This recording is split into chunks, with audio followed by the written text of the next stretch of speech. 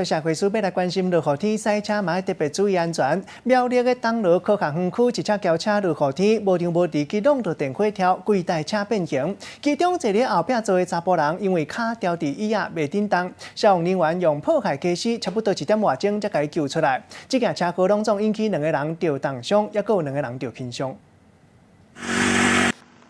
救护人员想尽办法要甲车内的民众救出来。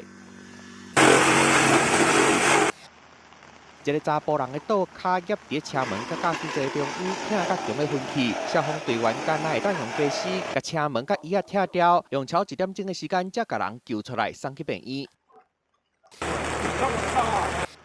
银色轿车规个拢甲变形，零件嘛散甲规涂骹。23号下晡5点外，苗栗县东螺科学园区可能因为落雨天涂骹伤骨，加上视线无好，轿车失去控制，弄到电火条啊！ 左脚的脚板部分啊，卡在车侧的钣金中间，还是那钣金中间。那因为它的位置比较深入，没办法轻易的破坏透出，所以花比较久时间。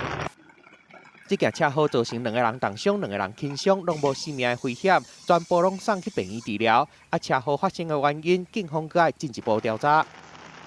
台自小客车疑似打滑撞卡在电线杆啊，那有4名受困者，那有2名意识不清，2名意识清楚。